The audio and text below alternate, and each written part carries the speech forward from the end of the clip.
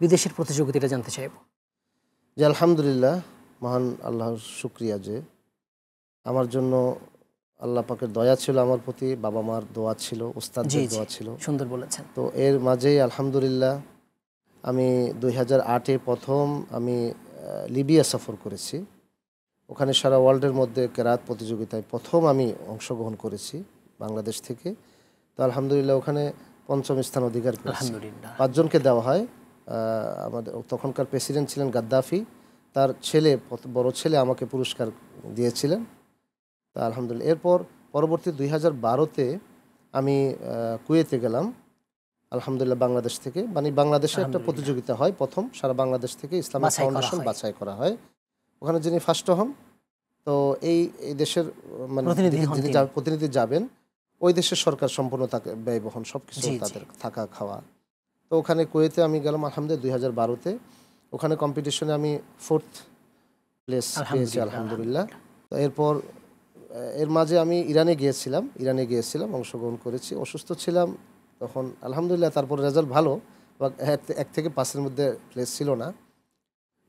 এরপর লাস্ট যেটা হলো বাংলাদেশে, করোনাকালীন সময় 2020-এ বাংলাদেশে যেটা হলো OIC কর্তৃক আয়োজিত, এটা সারা ওয়ার্ল্ডের মধ্যে হয়। এটা হচ্ছে আপনার অনলাইনের মাধ্যমে সারা ওয়ার্ল্ডের থেকে বাছাই করা হয়।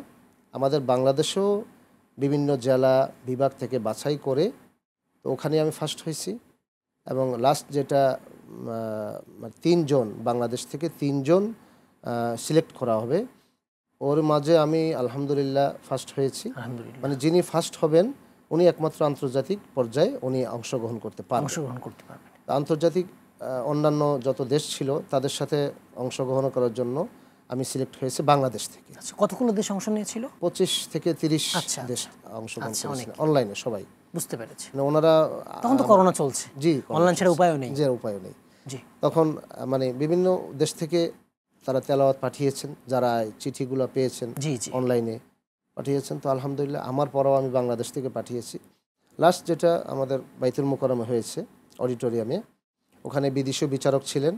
আর এখানে বাংলাদেশে আমাদের শেখ আহমদ বিন ইউসুফ, কারি নাজমুল হাসান ভাই, এবং আমাদের বাইতুল মোকাররম জাতীয় মসজিদের সিনিয়র পেশ ইমাম মিজানুর রহমান সাহেব, আরও অন্য বিচারক ছিলেন। তো ওখানে আবার লাস্ট যে ফাইনাল যেটা হয়েছে আন্তর্জাতিকভাবে বিদেশিরা এবং বাংলাদেশ থেকে, তো আলহামদুলিল্লাহ ওখানে আমি 2nd প্লেস পেয়েছি আলহামদুলিল্লাহ। সামনে আপনার কি প্ল্যান? সামনে আলহামদুলিল্লাহ আমি এখন বাইতুল মোকাররম জাতীয় মসজিদে মুয়াজ্জিন হিসাবে আছি, চাকরি আমার চলতেছে জাতীয় মসজিদ। হ্যাঁ জি, পাশাপাশি সম্মানের এটাও জি আলহামদুলিল্লাহ। এবং আরেকটা আছে, আমি গুলশান সেন্ট্রাল মসজিদে এশা পড়াই, 3 দিন এখানে এশা পড়াই। ওখানে ইমাম হিসাবে আছি। জি ওখানে এশা পড়াই আমি। যেহেতু আমার বাবা পড়ানোর সুযোগ হয় না, সময় হয় না। না, আমাকে ওনারা বলতেছেন যে এখানে চলে আসতে একবারে বাইতুল মোকাররম ছেড়ে। তা আমার বাবা না করছেন, না ওইটা ন্যাশনাল মস্ক, ওইটার একটা মর্যাদা, আলাদা ডিমান্ড আছে, মর্যাদা অবশ্যই। আব্বা পৃথিবীতে বেঁচে আছেন এখন? জি না, উনি 2019-এ উনি চলে গেছেন দুনিয়া থেকে। কোভিড বাংলাদেশে আসার আগেই উনি চলে গেছেন। আমাদের দেশের হাফেজ কারি আলেমদের ব্যাপারে আপনার পরামর্শ জানতে চাইব। যে আমাদের আলেমদের এবং হাফেজদের আমার পরামর্শ দেওয়ার, আমি ছোট মানুষ, এরকম যোগ্যতা নাই। তবে আমার আগেও বলেছিলাম যে হাফেজ যিনারা আছেন আন্তরিকতার সাথে বাচ্চাদেরকে, আন্তরিকতার সাথে আখেরাতে কিছু পাওয়ার জন্য, আল্লাহর থেকে পুরস্কার পাওয়ার আশায় ওনারা যদি এখানে খেদমা করেন, সেই খেদমাটা উজাড় করে দেন ছাত্রদের জন্য, তাহলে এটা আমাদের জন্য ভালো হয়। এবং এর থেকে আমরাও শিক্ষা, পাশাপাশি আমাদের পরবর্তী প্রজন্ম শিক্ষা নিবে যে বর্তমান ওস্তাদরা কিভাবে ছাত্রদেরকে সময় দিচ্ছেন, কিভাবে তাদের পিছনে মেহনত করতেছেন। তো এরকমভাবে পরবর্তী প্রজন্ম যারা ওস্তাদ তৈরি হবেন তারাও এটা শিক্ষা নেবেন আমাদের থেকে। যেমন আমাদের একটা গর্বের বিষয় হলো, আমরা আমাদের বাইতুল মোকাররম জাতীয় মসজিদে গত মানে করোনার আগেই একজন ওস্তাদ এসেছিলেন, যিনি সারা ওয়ার্ল্ডের বিভিন্ন প্রতিযোগিতায় উনি বিচারক হিসাবে থাকেন। তো উনি বাংলাদেশে আসছেন এই জন্যই যে দেখার জন্য যে